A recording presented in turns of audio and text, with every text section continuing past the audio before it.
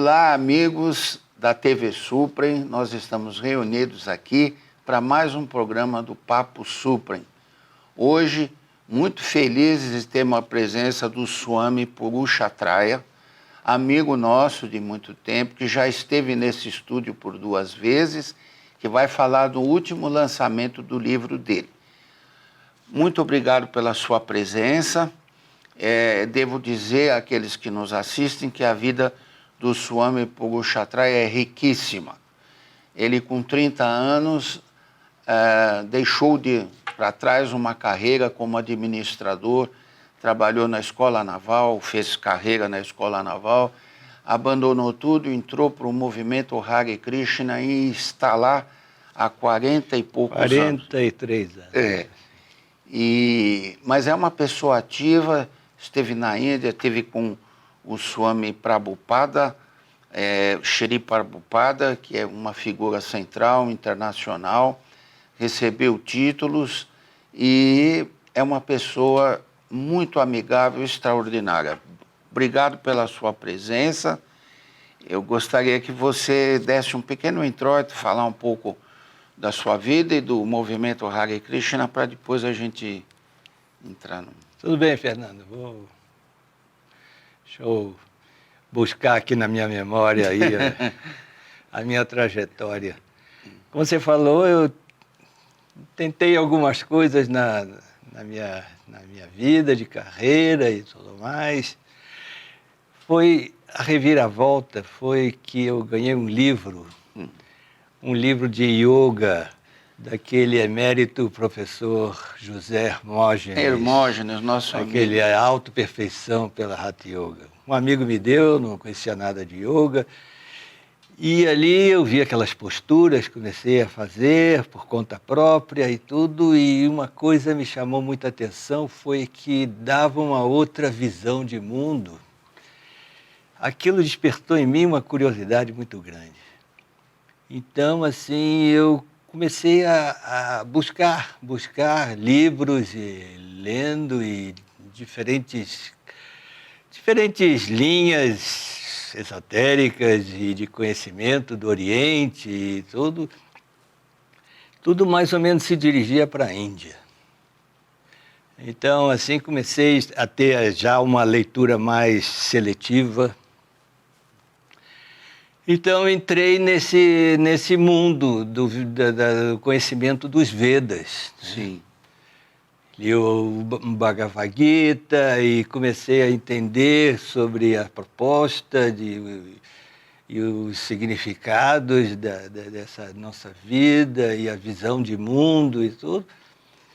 Então, um dia andando por São Paulo, eu sou do Rio de Janeiro, andando por São Paulo, me ofereceram um livro de Prabhupada. Eu sei. Né? Foi até o primeiro livro. Não, foi o primeiro livro que foi editado aqui no Brasil, publicado aqui no Brasil. Chamava Além do Nascimento e da Morte. Eu li, eu já estava assim familiarizado com aquela terminologia de karma, de gunas e assim. Então eu me identifiquei, mas isso ficou assim no ar. Né? E nessa época assim, eu pensei assim, puxa, eu não sei, aqui como é que eu vou poder desenvolver esse conhecimento? Eu estou aqui no Brasil, talvez se fosse na Índia, mas não tinha possibilidade de ir à Índia naquele momento e tudo. E aquilo ficou meio no ar. Aí, então aconteceu uma coisa inusitada.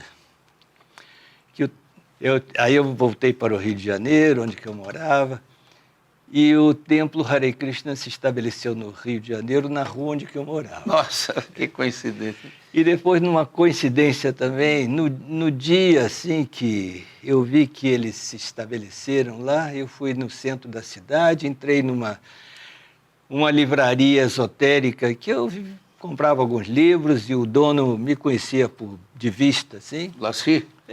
Laci. Exatamente, ali no Mercado das Flores, né?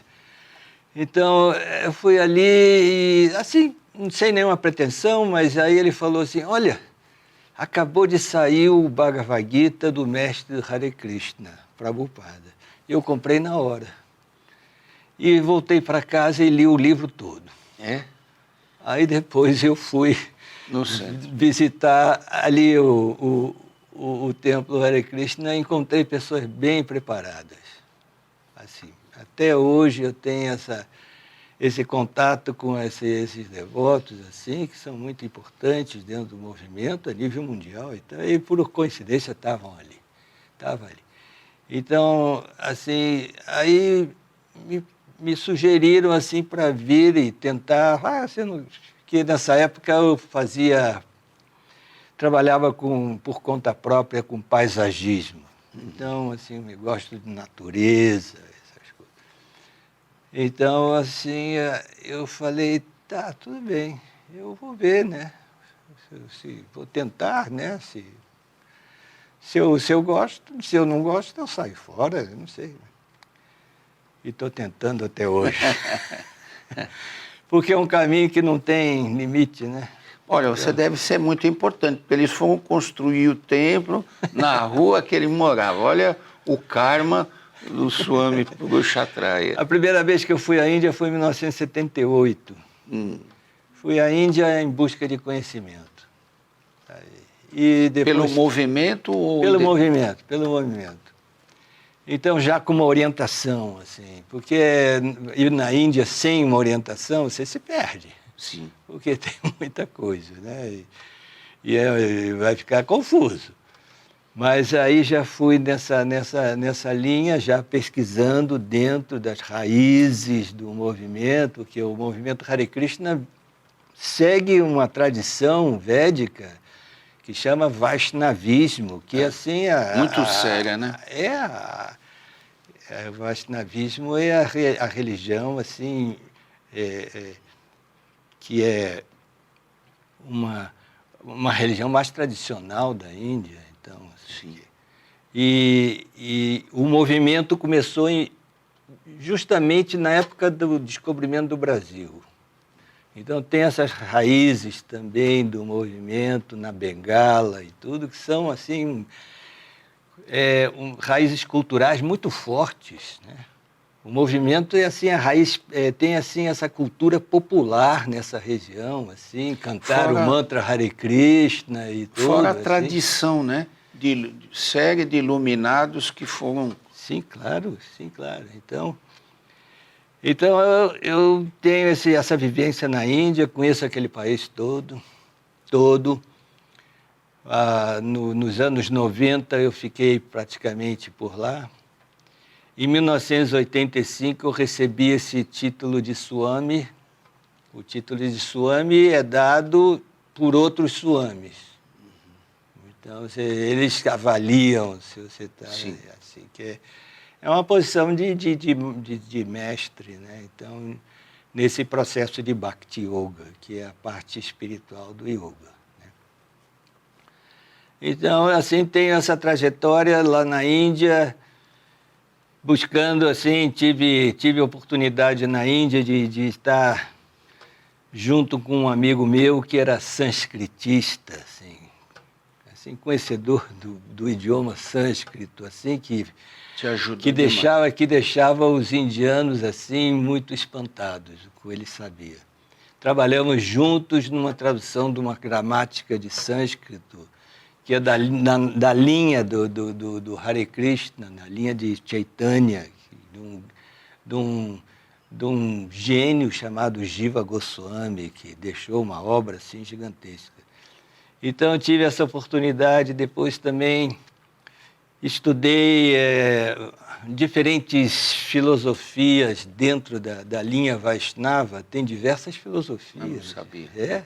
Tem várias linhas, a linha de Ramanuja, a linha de Madhvacharya, de Nimbarka, de tudo. Cada uma tem um enfoque. Uns diferentes, assim, quer dizer, a base, a essência é a mesma, mas uns pontos de vista diferentes. Então, eu estudei sobre isso, inclusive lá em Vrindavana, que é a terra de Krishna, eu fiquei lá muitos anos, e até fui docente no instituto, chama VIHE, Vaishnava Institute for Higher Education, assim, dando sobre essas diferentes filosofias. Que bom. Aí depois de estar um período lá pela Índia, eu tive assim uma inspiração, um insight interno e disse assim, agora tem que ir lá para sua terra fazer algum projeto. Então eu voltei ao Brasil e já estou lá há 25 anos num projeto lá em Paraty, que chama Goura Vrindavana. É uma fazenda?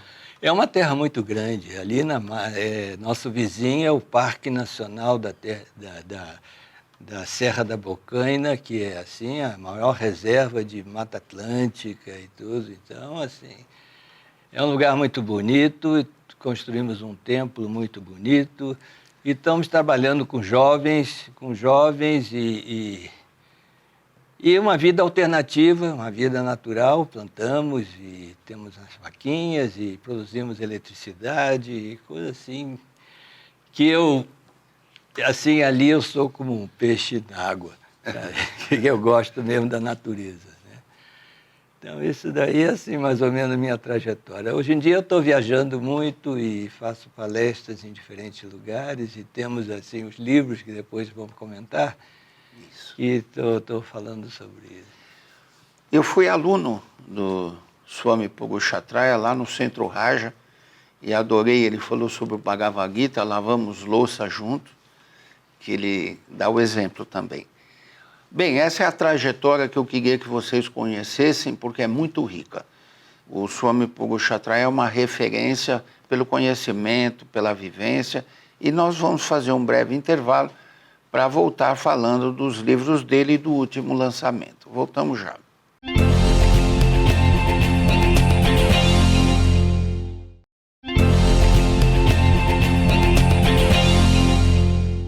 Bem, amigos, voltamos para o segundo bloco da nossa entrevista com Swami Puruchatraya, que fez uma bela descrição da sua trajetória e do movimento Hare Krishna.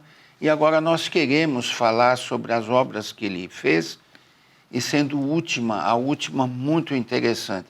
Uma é Olhos Abertos para a Realidade.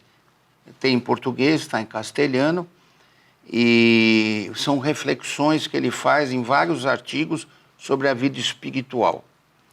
O outro é um livro muito conhecido, O Monge e o Aposentado, que é uma referência principalmente nos meios de treinamento empresarial, etc.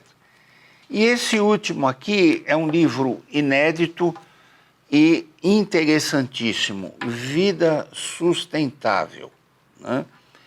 Construindo a morada do ser, porque muitas pessoas entram na vida espiritual e mística, mas não sabem construir essa sua nova realidade, porque ele está tão preso à tradição sua, do passado e sua cultura, que ele não dá sustentabilidade a essa nova vida.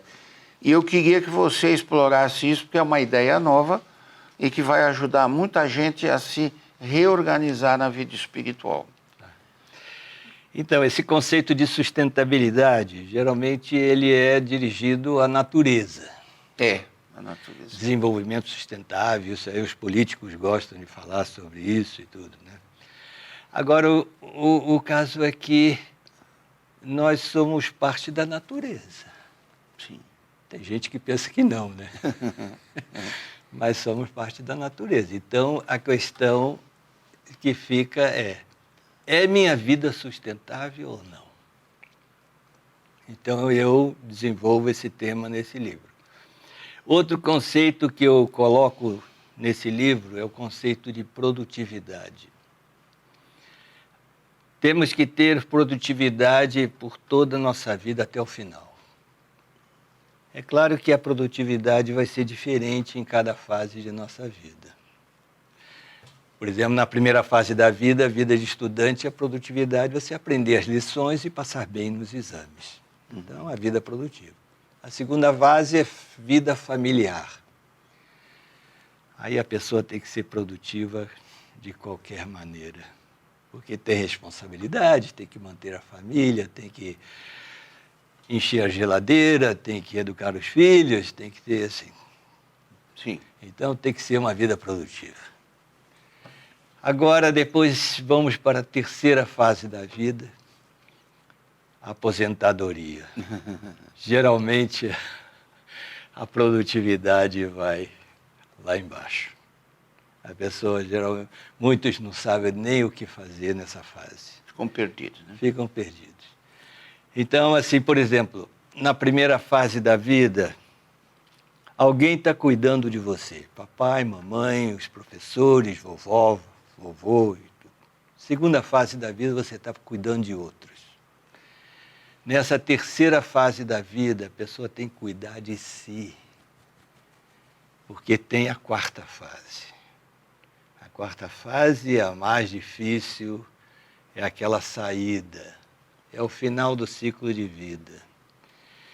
E quem não estiver preparado para essa última fase, vai ter problemas. E pode ter muitos problemas. Sofrimento, assim, né? De todo tipo. Então, assim, essa terceira fase é uma fase muito importante na vida, porque assim, é a hora que a pessoa tem de se preparar mesmo. E já com a sua experiência que teve, assim, passando pela fase acadêmica, fase profissional, fase familiar e tudo. Então, deve ser uma pessoa com uma certa maturidade. E tem que se preparar, porque tem que entender mesmo a realidade. Tem que entender a realidade e se preparar para essa última fase da vida e continuar tendo uma vida produtiva. Na última fase da vida, sim, é uma vida produtiva. Por exemplo, quando eu escrevi desse primeiro livro, Olhos Abertos para a Realidade, antes de ir para a gráfica, eu fui visitar esse meu amigo José Hermógenes. Ele já estava com 94 anos. Né? Mas esse pode-se dizer que teve uma vida produtiva, porque até o final da sua vida, né? Ele estava irradiando assim, conhecimento, instruindo as pessoas e estava satisfeito consigo mesmo. E, assim, isso é a produtividade no final da vida. Assim, o que pode se esperar no final da vida, né? Estava completamente lúcido, a consciência, embora o corpo já estava muito fraco nessa altura que eu fui visitá-lo, mas a consciência dele estava plena. Assim. Então, isso daí é uma vida produtiva. Aí pode-se dizer, é uma vida sustentável. Né? E todos podem ter essa oportunidade. Né? Então, nesse livro aqui, como o segundo item é Construindo a Morada do Ser. Então, eu faço a analogia de uma construção. Sim. Até coloquei aqui um templo famoso, budista japonês, bonito. Assim, bonito. Né? Então, uma construção e aqui a morada da alma, a morada do ser. Então, construindo, é uma construção. Então, aqui eu falo assim, essa analogia de diferentes fases de uma construção, começando pelo aterro, porque vamos construir num terreno alagado. Isso mostra que essa vida nós não temos nenhuma garantia de nada aqui. Então, nós temos que fazer essa construção. Então, o aterro. E o que representa o aterro? A família. Aí, se o aterro é forte, você pode fazer uma boa construção. Aí, a primeira fase da construção, o alicerce. E o que representa? O corpo que a gente recebe da família. E quando a gente recebe o corpo da família, a gente recebe com duas heranças. A herança genética da família e depois a herança kármica que a gente traz para essa vida. Aí começa a construção, daí, né? Aí depois tem dois pilares, assim, porque vamos fazer essa construção da alma, assim, mais acima, né? Assim, não assim no plano, para segurança e tudo. Então tem dois pilares assim que tem que ser bem fortes. o pilar da vida prática. O que eu vou fazer durante a minha vida? Tem que agir de acordo com a sua natureza. Quem é intelectual tem que agir como intelectual. Quem tem assim, vida prática administrativa, então que seja nesse setor. Quem a mentalidade assim, mercantil, isso é um talento. Ou então coisas práticas, fazer qualquer coisa, mas tem que fazer bem. E tem que ser... Quanta gente está desajustada, principalmente em cidades grandes, né? Assim, estão fazendo o seu trabalho profissional, mas nem tão satisfeitos e tudo. Ali só um parêntese, essa sugestão é muito interessante, porque às vezes a pessoa tem uma tendência e quer trabalhar em outra área que ela não tem produtividade, né? É verdade. Depois, o outro pilar é da vida psíquica. Na vida psíquica, nesse livro aqui, eu uso muitos conhecimentos que tem no Bhagavad Gita e outras fontes também, e também de pensadores ocidentais. Assim que eu li muitos livros de psicologia e tudo, fiz muitas anotações, então, quer dizer, uma linha de psicologia muito assim compatível com um processo de autorrealização. Aplicada, né? Autorrealização, autoaperfeiçoamento da pessoa.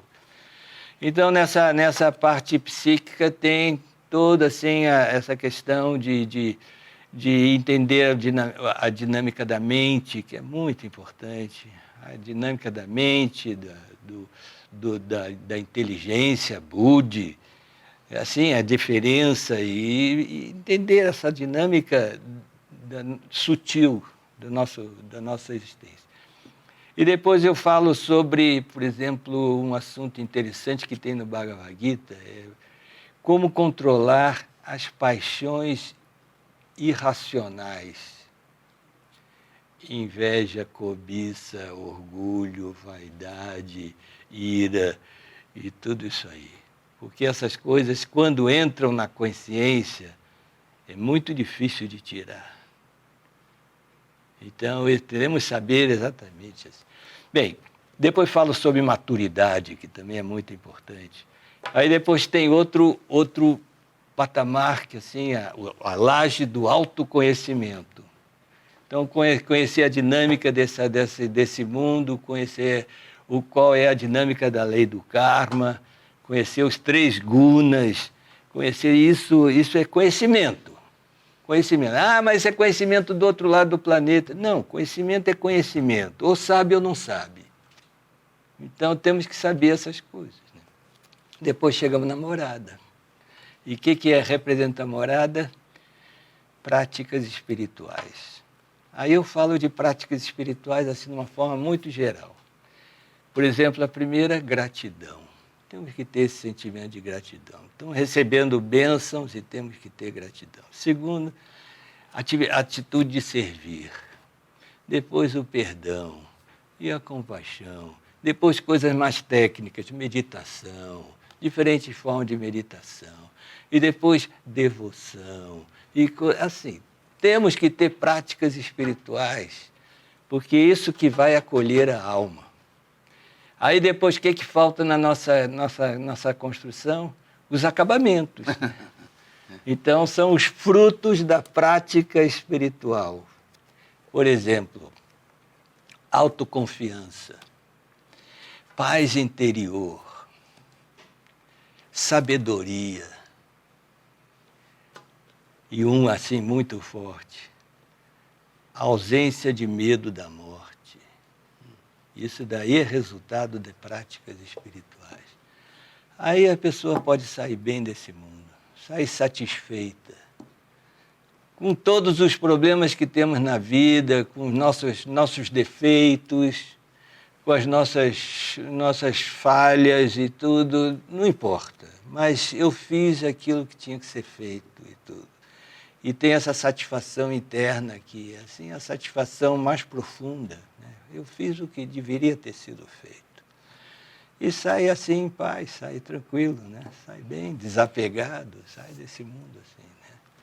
Essa é a proposta. Esse livro é o resultado de toda a tua história de vida, né?